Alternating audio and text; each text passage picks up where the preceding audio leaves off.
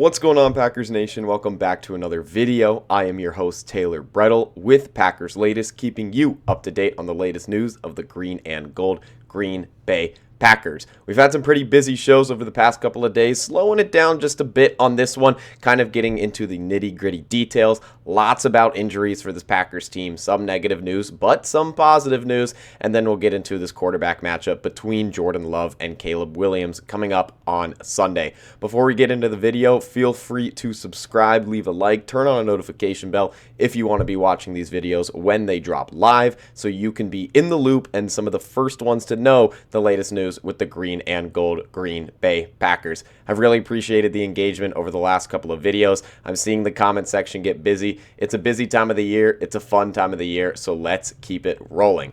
Starting off, though, I did talk about that there's going to be injury talk in this episode. We do have to start negative, but hey, sometimes with bad news comes good news, but we are starting with the bad news and how this defensive line for Green Bay, the injuries just continue to grow. Speaking heavily on that Thanksgiving game where Devontae Wyatt obtained that ankle injury. Matt LaFleur officially announced on Monday that it will be season-ending, a huge, huge blow for the Green Bay Packers defense. Wyatt was having a very strong season. You look at how he finishes this season, even though he's finishing it on the sidelines injured, a very unfortunate way too. He did play 10 games for Green Bay, finishing with 27 tackles, 15 of those solo, 7 tackles for loss, which was tied for the third most on the Packers, even though he played in just 10 of the 12 games. 4 sacks, the third most on the Packers, trailing just Micah Parsons and Rashawn Gary. A pretty good season for Wyatt, a first-round draft pick for the Green Bay Packers that really was trying to find where he fit within this team. And then you get a guy like Kenny Clark who departs in that trade to get Micah Parsons, and a room opens up for Wyatt even more. And he has filled that defensive tackle role very well, but unfortunately his season will be cut short following that ankle injury on Thursday. More injury news related to the ankle, related to the foot. Let's go to Lucas Van Ness and how he is now in a walking boot. That is another big blow for the Green Bay Packers. Van Ness, he was hurt, came back for a couple of snaps. Now he's hurt again. It's really hard to guide his timeline. Trying to find anything I can on it, but again, just really seems hard to track down how long he's going to be out, how severe the injury is. But this is per Rob Demovsky on X. He said Lucas Van Ness, the foot injury, was in a walking boot today. This was tweeted out on Monday. Says this after he tried to return on November 23rd following 5 weeks out, but lasted just 6 snaps versus Minnesota, and then he was out again, as we saw in that game against Detroit. Here's what Lucas Van Ness said today about the situation. Quote, "It just wasn't exactly where I wanted it to be. Was hoping to get back on the field and return to play.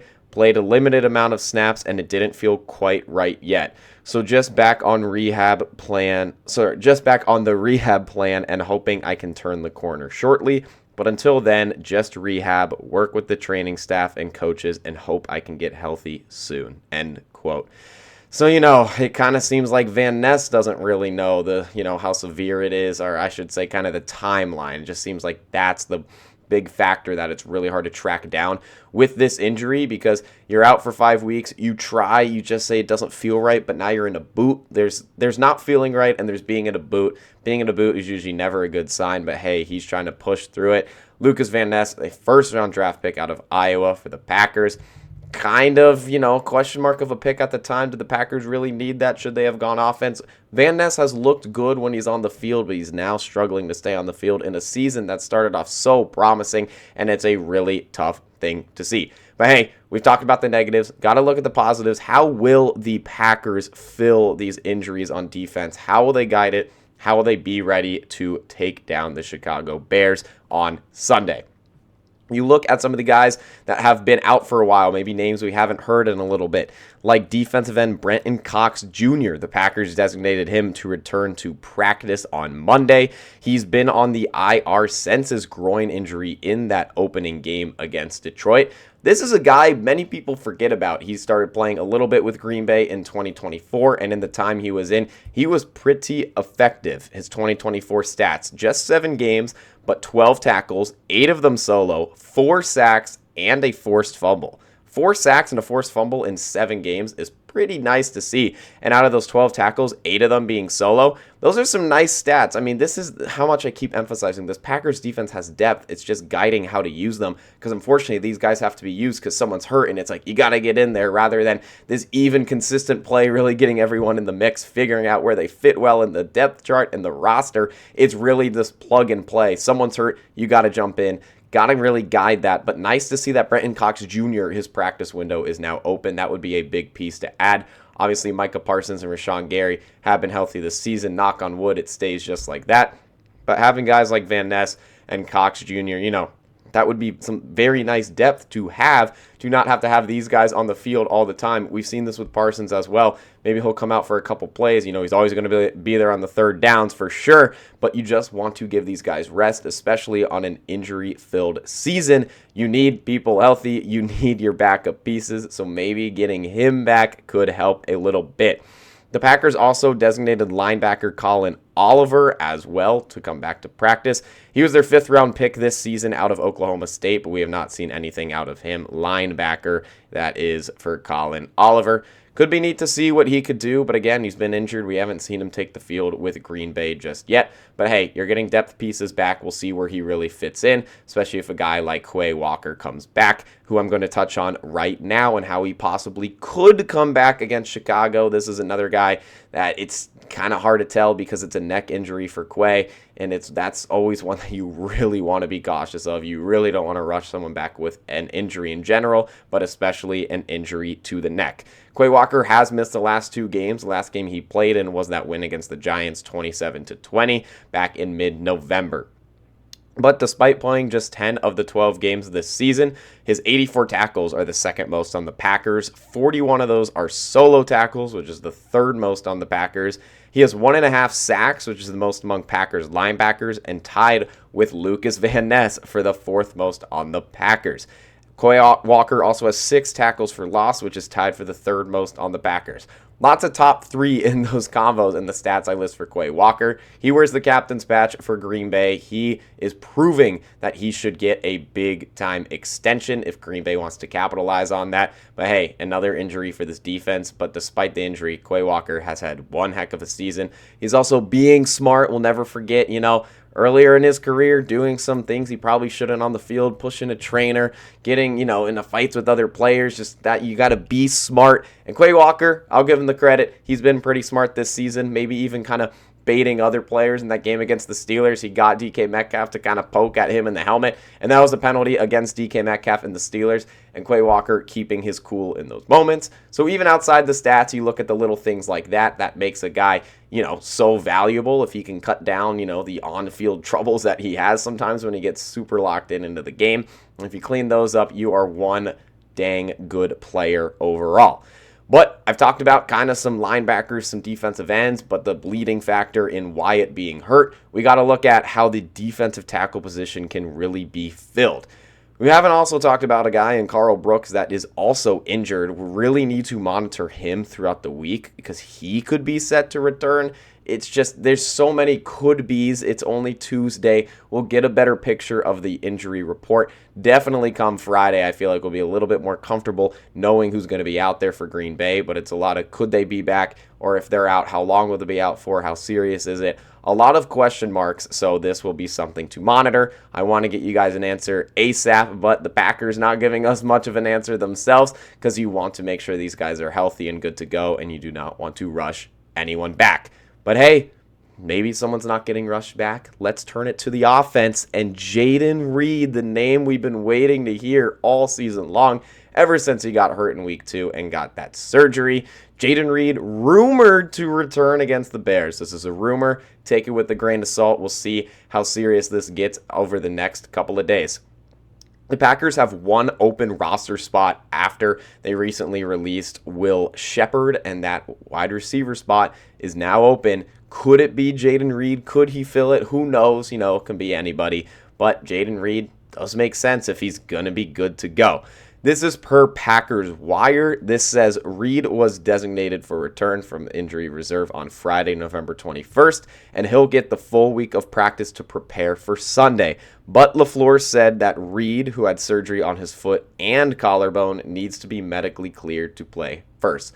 So Reed is coming back. Will he be medically cleared? That is the big question mark. Something you can't really predict until you see it on paper or you see him on the practice field. You see the conversations that he has with Matt LaFleur and the medical staff seeing if Reed could be cleared. But man, that would be such a nice addition to have, especially with how beat up this wide receiver room is as well. Matthew Golden didn't play against Detroit. Savion Williams didn't play against Detroit. As we've said his name multiple times, Reed was not there against Detroit. Matthew Golden, could he be back? Got to look into that a little bit more. Savion Williams, could he be back? It's a lot of these could they. I'm repeating myself. I sound like a broken record, but that's the reality of being early in the week with the game on Sunday and looking at these on a Tuesday. That's just kind of the question marks that sit there, but hopefully we get some answers as the week goes on.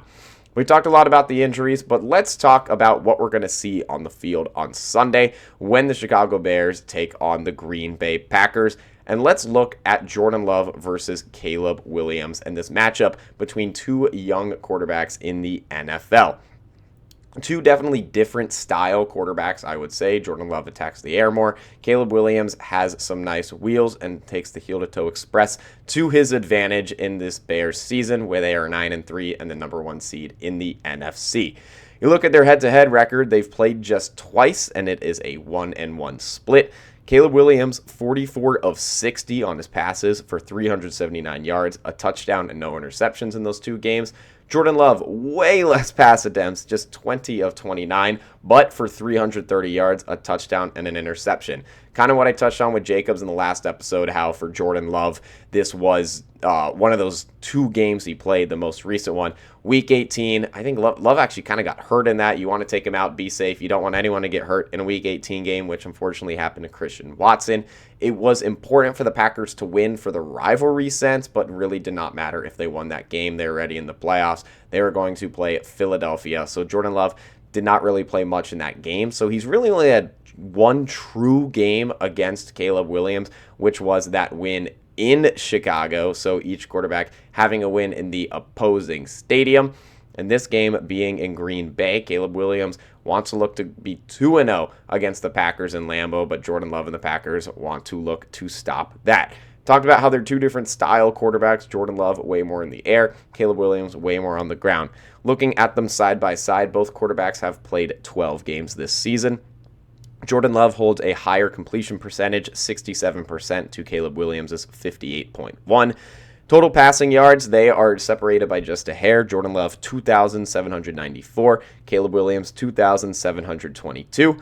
Passing yards per attempt, 7.7 for Love, 6.9 for Williams.